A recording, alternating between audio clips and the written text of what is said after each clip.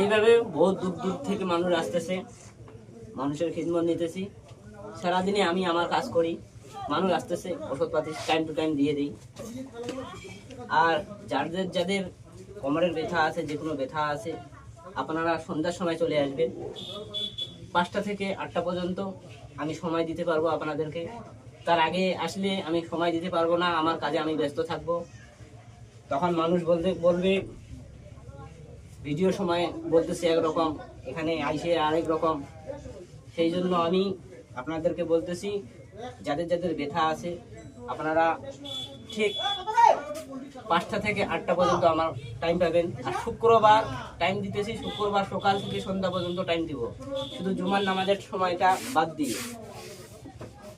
এই বলে আমার ভিডিওকে আমি শেষ করলাম। ও আখির দাওয়ানা আলহামদুলিল্লাহ।